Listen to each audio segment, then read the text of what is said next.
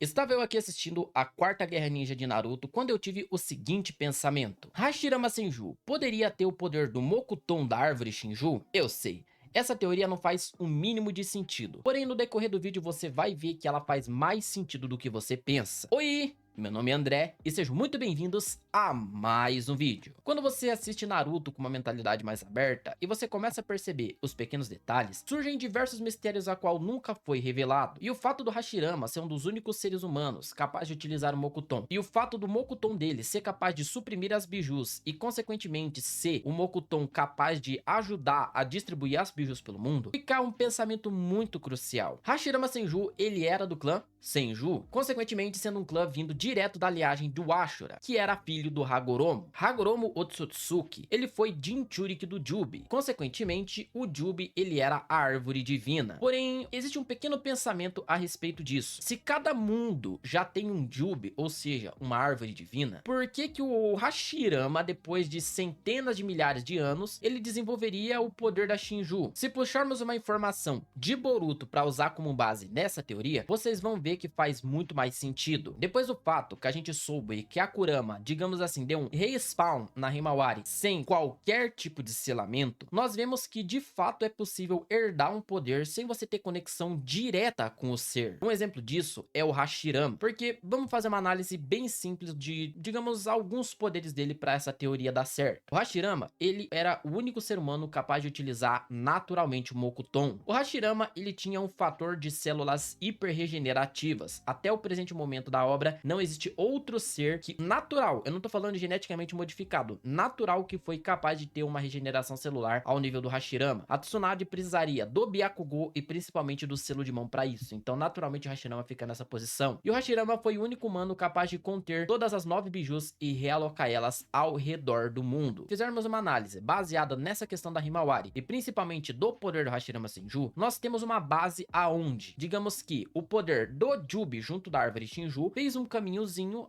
pelo clã Senju inteiro e conseguiu se manifestar com melhor proeza no Hashirama, uma vez a qual o dragão de madeira era suficiente para poder inibir totalmente o chakra de uma biju e principalmente o mano de madeira ajudando a counterar ela. Nós temos o seguinte pensamento: e se o Hashirama foi, digamos que, um escolhido pelo destino para simplesmente herdar o poder do Mokuton da Shinju? Porque por mais que nós vemos que o Madara ele consegue utilizar os mesmos jutsus, nós conseguimos ver melhor pelo Madara que o dragão de madeira consegue suprimir o poder de uma biju. E com isso, o fato dele conseguir suprimir o poder de uma biju, fica o seguinte pensamento: tá, André, você falou do Jubi, mas a gente não viu o Jubi suprimir o chakra de uma biju durante a obra. E se eu te falar que você viu sim, mas você não lembra? O Goku, naquele momento que ele se liberta do controle de chakra do Obito, você vê que a própria estátua Gedomazou, ela consegue simplesmente inibir o chakra do Goku e consegue capturar ele como se não fosse nada. Consequentemente, a Gedomazou, ela era a casca do Jubi. E com isso, a questão da Gedomazou ter conseguido suprimir o chakra da Goku, simplesmente fazendo assim, nós vemos que de fato a Gedomazou, sendo a casca do Jubi, blá blá blá, fazendo todo aquele caminho de volta, acaba fechando no Hashirama de novo. E por ser um dos maiores ninjas existentes em toda a obra de Naruto como um todo, nós vemos que poucos seres tiveram esse feito. Se nós conseguimos colocar no patamar e limitar somente aos humanos, tirando o invocador da Gedomazou, que foi o Madara, nós vemos que somente o Hashirama teria o poder natural. E por que que eu tiro o Madara dessa lista? Porque a Gedomazou é uma invocação. Já o Hashirama conseguia fazer isso naturalmente apenas com um jutsu dele, não uma invocação que era a reencarnação de não sei quem. Você vê que o Hashirama, ele tinha uma energia vital muito maior do que muitos Senjus. Então, se nós levarmos em consideração a teoria da Himawari, juntamente com a questão do aprimoramento genético e a questão aonde o Hashirama foi um dos únicos a utilizar o Mokuton, é capaz de você ver que, de fato, ele sim pode ter herdado o poder da Shinju e principalmente herdado a resistividade e recuperação celular do Jubi. Quando eu tava analisando a questão lá de Boruto, na invasão do arco dos Garras Sujas, eu vejo que eles conseguem absorver o chakra e principalmente se transformam em árvore depois que eles viram, e no caso que eles viram não, que eles mordem o humano e eles viram uma árvore. Aquele tipo de Mokuton era do Jubi. Não tiveram outras pessoas que utilizaram o Mokuton durante a obra? Não foi dito que a Moeg era usuária de Mokuton? Sim. Porém, se nós afunilarmos toda a situação e levarmos em consideração que eram poucos seres que tinham uma capacidade igual a do Hashirama, essa lista ela cai para menos de 5% de, digamos, usuários de Mokuton falsificados. E nessa teoria, não é simplesmente uma questão do Hashirama ele ter tido uma base Otsutsuki, de uma questão dele ter dado esse poder. Nós vemos que faz muito mais sentido porque nós afunilamos toda a situação. Não foi uma teoria tirada do rabo que simplesmente, o Hashirama ele herdou o poder e pronto. De fato, o Hashirama pode ter sido abençoado uma coisa que nunca foi explorado. Mesmo que essa não tenha sido a intenção do Masashi Kishimoto quando foi escrever a obra, depois de tintim por tintim nós vemos que faz muito sentido. Então, se você quer ver mais conteúdo como esse aqui no canal, já aproveita, deixa seu like e se inscreve aí que você ajuda demais na divulgação, não somente dos vídeos, mas você também me ajuda a entender que você quer ver mais conteúdo como esse. E